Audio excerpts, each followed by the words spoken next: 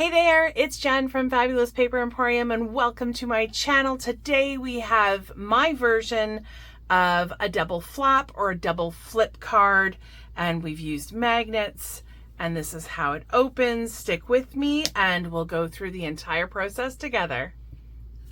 Okay, so as I said, we are doing my version anyways of a double flip card or double flap card.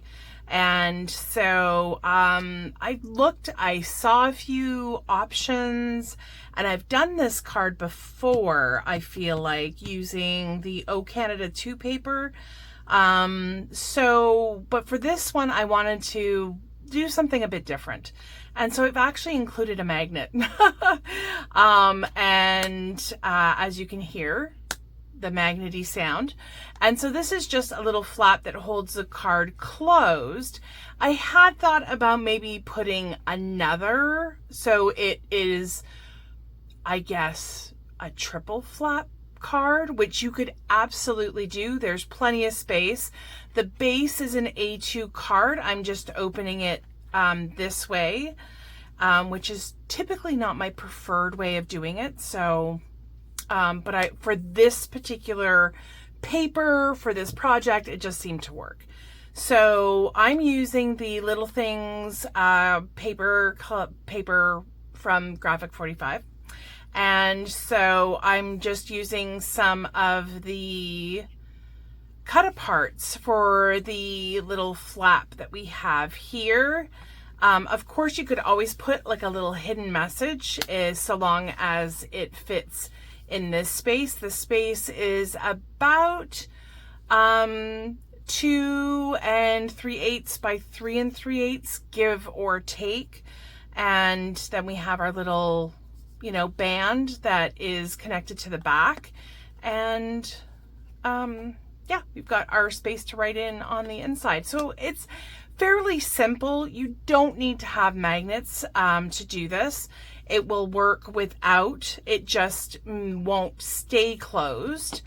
But if you're wanting, obviously, to have it open, then you're gonna just have this little piece here that kind of just hangs in the wind. So anyways, getting to the measurements, the card base and all the rest of that good stuff. So I'm using some black cardstock. I'm using heavier weight. I just seem to enjoy it more when I'm making cards. So this is 110 pound. The only part that's not 110 pound, because I was using 110 pound for this sucker, and it's a little bit challenging. 110 pound for these two pieces. This is just regular 65. It will work. I just wasn't, I wasn't happy with the way it looked like, the fold. I did 2 little score lines just so that it's not super, super tight. And this way, if you did want to add maybe a little pocket inside to put a gift card, I'm not sure if that would be a good size for a gift card or not, because the thought just crossed my mind going to look for business cards, and I have no business cards in my studio, and my business cards are square, so it doesn't really help. Anyhow, but you could potentially make that a tiny little pocket at the bottom, and in fact, that might be another tutorial that I do. So anyhow, so like I said, A2 card base. If you're not familiar with that, this is 11 inches long, and it's 4 1/4 inches tall, and we scored it at 5.5. So if you had 8.5 by 11, you would actually get 2 bases out of one piece of 8.5 by 11. And then we have a little piece here that I cut based on I based it on the little cut aparts that I was using. So this piece actually measures 3 3/8 by 2 3/8. But again, you cut it to whatever size you are needing. That's the beauty about this particular card. We are using this beautiful clover patterned paper for the first layer. So this piece is cut at 5 3/8 by 4 1/8. And so that's going to layer on there. We are going to layer this piece like so. And then obviously our little tab is going to go on top of that. I have my little cut apart. So this cut apart is going to be 3 1/4 by 2 1/4. I shouldn't have had to take out the ruler, but just in case. And this piece is going to measure the same amount because that's going to go on the inside base. So again, that is going to measure 3 1/4 by 2 1/4. I've taken another cut apart. So this was the 3x4 cut aparts. So I just fussy cut around and we're going to put that on the inside as well. And then I have a couple of other elements that we'll be using to decorate the inside. And lastly, we have, not lastly, because we've got this little strip. So this part is white and this will go on the inside. It's cut the same as the clover paper. So that is a 5 3/8 by 4 1/4. Okay, so that is all of our pieces that we are needing for right now. I'm going to set aside my card. So as I said, you're just going to cut the card stock in half with the 8 1/2 across the top. So you're just going to slice it at 4 1/4 and you're going to score it like so at 5 1/2. And there we have our card base. So these ones can be used in this fashion or in either portrait or landscape. We're doing landscape today. If you are wanting to be super duper precise, then you can take your ruler, and this one has a 0 mark right in the middle. So it allows me to line up where I'll be putting my little tab. So this tab, I failed to mention, is 4 inches by 1 inch. I've scored it in half at 2 inches, but I might need another score mark. I might not, depending. This one is, because this is 65 pound, it's a little bit more flexible. So I'll just check that in a second. So with my ruler here, I'm going to find the 0 is right down here. And then I'm just going to put a light pencil mark on either side. So I've got a 1 inch gap right here. That's right in the middle. That's where our piece is going to go. Gives me an idea of where to put it.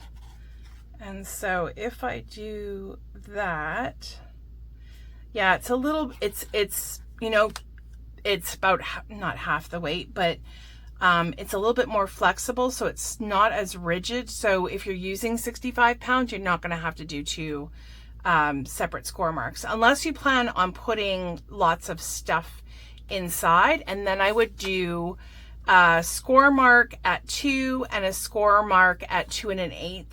And that way you have 2 little score marks to add a bit of a gusset in there for you. And then the other piece that we are going to need is our black piece. So I am going to find my score or my little marks here.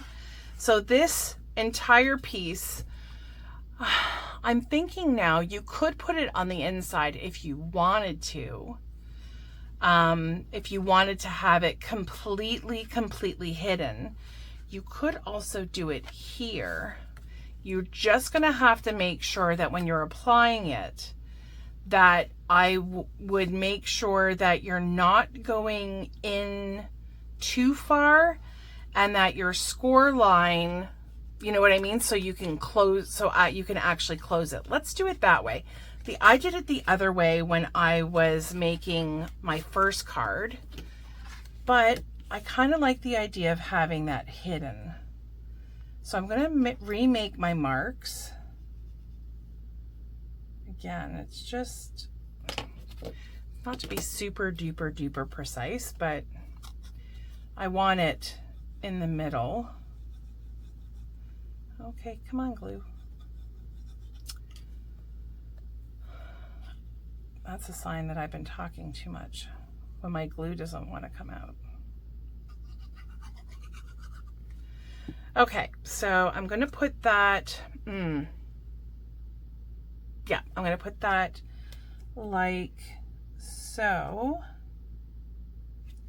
But because I'm using liquid glue, I have the ability to fold it over, make sure that everything is nice and snug,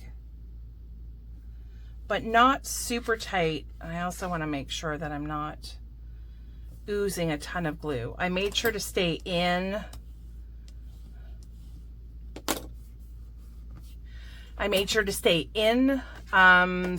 the lines, and I just need an eraser to get rid of the marks that, oh, there's a little bit of glue there. My eraser to get rid of the marks that I put on the back. So whether you put it on the back or on the inside, either way, it's going to go on the right hand side so that when you close it, it flips over, and the card is still opening in the same way it normally would. I had to think about that for a second. Oh my goodness. Yeah, had to think about that for a moment. Okay, and then the only other thing that we are going to need to kind of verify is making sure that the black piece for when we do the flap. However, black on black, as everybody probably knows, is extremely challenging to see. I am just going to quickly, because I just realized I have not inked my edges. Not essential if you don't do it, but I really like having that little bit of vintage photo on the edges. So this is where this is going to go. I'm getting ahead of myself. I'm not going to lay that down because we're using magnets. So I need to do this piece first. However, I need something to at least give my eyes a break from trying to do black on black. So you can get out your ruler if you want to kind of give you an idea of how close you are to being in the center. I'm kind of close, but not exactly. Let me just zero this out here. Okay. So I am going to put a little, I was going to say I'm going to put a mark, but that's going to go on the wrong side of the paper. So this is how far in? You know what? We don't have to put that on the top. We can put it on the bottom. That's what I'm going to do. Because I knew that there was an easier way. It doesn't have to go on the top. It can go on the bottom. And this way we put a little pencil mark there. We have an idea of where to put our glue. As you can see, I'm not really going too far in. I'm going to remove that piece. I don't want any glue on that. And then I'm going to stick this piece down. It's going to be sandwiched in between two pieces anyways, so I wouldn't worry too much about, whether it looks, if you've got like a little mark there, I wouldn't worry about it too much. And then to put on our magnets, first I gotta find my magnets. Okay, so I'm going to grab 2 magnets. Like I said, the magnets really aren't essential in this project, and I know that for card making, I don't know that magnets really get used a whole lot. I have magnets because I'm making albums as well, and so if you're ever interested, you can have a look at some of my playlists. So I'm putting one side of the magnet down on this side. Okay, got the other side of the magnet right here. I'm going to take another piece of my score tape, and this time I'm going to slide it underneath and just lay the magnet down. So what we're doing here is I'm just making sure that the positioning is correct. It's not as finicky, I guess, because it's going on the top. Nobody's going to write on it or anything like that. So we're totally fine with it being right in the middle. And that's how that is done. So because we had this piece of score tape face up, when we put the flap over, the score tape caught on the bottom, and voila, you got perfect magnet placement on both sides. So I'm going to peel off the bottom piece because we can glue this down now. Apply my liquid glue to my patterned paper. And I'm also going to just apply a little bit around and on top of my magnet, being a little careful because there's double-sided tape right there. I didn't want to have it grab right away, and so by putting a little bit of that liquid adhesive on top, it allows me a little bit of time to kind of wiggle it around if I needed to. And then I'm just going around kind of where the magnet is to make sure that that is nice and secure. So our base is good to go as far as that goes. Again, just making sure that I ink my edges for continuity's sake on all of these little pieces that I've cut. And then we're going to lay down our front. There is a stamp collection with the little things. So if you're not finding a cut apart that kind of fits the bill, you could easily create your own little cut apart or your own little topper to go on this front piece. I quite like the cut aparts that are in this collection, so I'm just going to quickly apply some adhesive, some of my glue, so I can get this part down like so.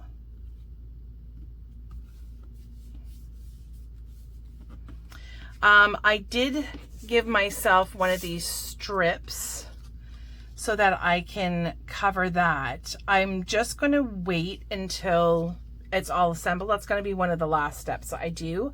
And I don't have it already pre-cut because this piece can change just a little bit.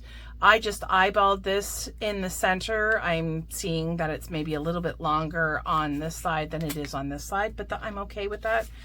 The inside piece too is also going to get covered, but I'm going to do that again at the end once I have all my pieces put in place.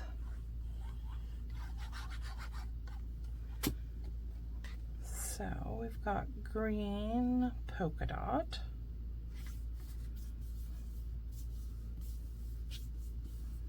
And then this, I'm not gonna, normally I probably would pop it up on some kind of dimensional. I'm not going to, because that's where the magnet is. So you do want to kind of keep it low profile, if you will. And that's just to ensure the magnet does connect. But I like that cute little, what's up, Buttercup, saying to go on the inside. If you had wanted to reverse them, you could absolutely do that. Okay, so we've got our card basically done. So for this piece right here, I have it butt up right to, because we have a nice little border right here, I am not going to duplicate that by extending that. I am butting up the yellow piece right to the end of that cut apart that we used. And I'm just going to put a pencil mark for where I want to cut my piece. That's going to give me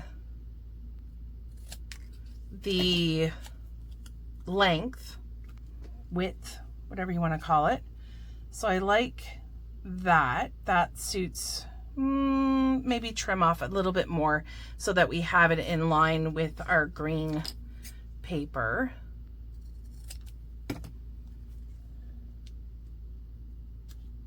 Like so. That is perfect. And then I'm just going to drop it so I have a nice little border at the top. And I'm going to do the same thing. I'm just going to grab my little pencil, make a mark. You can make a mark on both sides. You can do the trimming in your paper trimmer if that is what you're most comfortable with. And then that's going to fit in right there.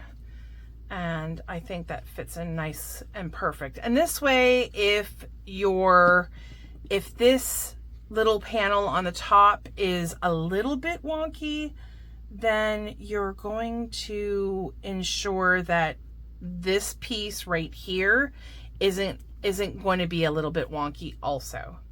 So that piece is done, and I'm just going to do the same thing with this piece. So again, kind of butting that up as much as I can. We'll see how that works.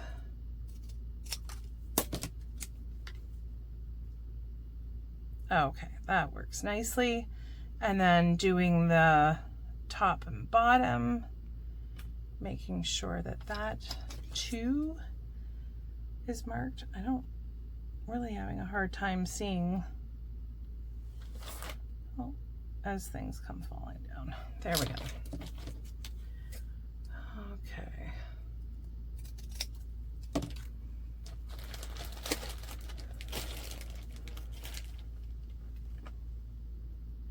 So that's going to fit in there. It doesn't look like, no, the top part needs to be.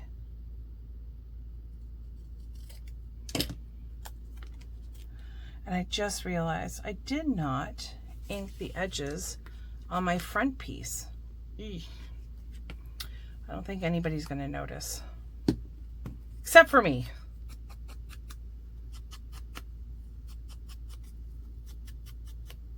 Everything else will be inked though, so if that matters. And I'm going to put that piece right there. Okay, perfect. And you don't want it to impact your score line there. So that's the one little piece that you do have to remember. And then for the inside, so we have our white piece that's going to go on the inside. So this is for your sentiment. If you want to leave it, obviously, if you want to leave it for right now, then you can leave it. Oh my goodness, I don't even know what I'm saying. If you are not wanting to write a sentiment, maybe you want to stamp something, you can always, you know, forego this part of it until you're ready for that. And then we have our two little mushroom and ladybug little pieces that are going to go on the bottom and the top. And again, this I just kind of do after the fact. So I'm going to make my mark right there.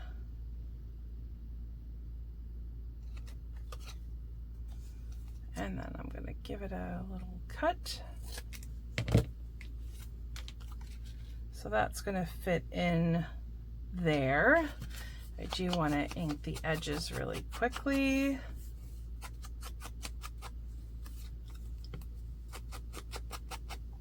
I've got green on the top. That must have been from another cut apart.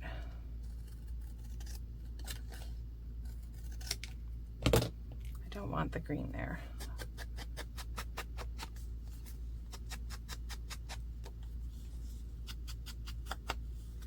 Okay, so that's going to go on the bottom. There are so many cute cut aparts. There's one entire, so there's the cut aparts with the 4x6 and the 2x3. Those are, no, the 3x4. So there's a page with a few of both of those sizes. And then there's a cut apart page which has all kinds of really cute strips that go with the collection. So I don't know why I'm using my big scissors for that. Let's use my small ones.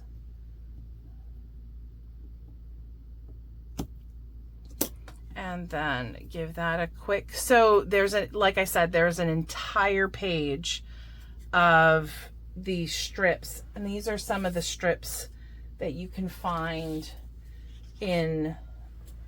on that cut apart page. So a lot of variety. There is something, and they all of course go with the collection. So if you are looking for something like that, then that is, or this collection is excellent for that. So that is going to go right along the top, and then we are done.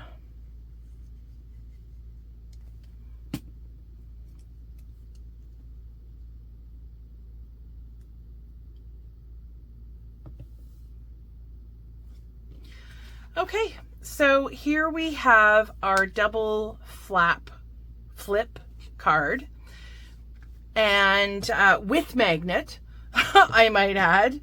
So if you're not wanting, like I said, if you're not wanting to use magnets, you do not have to. There are those little Velcro dots if you wish, or you could just leave it and not put anything. You don't really need anything keeping it closed, unless maybe you're putting something on the inside. But those are my two flap cards, my versions of the double flap card for today. Hopefully you have enjoyed my tutorial. You found it inspiring in some way, shape, or form. If you have any questions, comments, feedback, please leave them in the comment section below. I read every single one of them. If you're not already a subscriber, I would really love for you to entertain the idea of becoming a subscriber. That would be fantastic.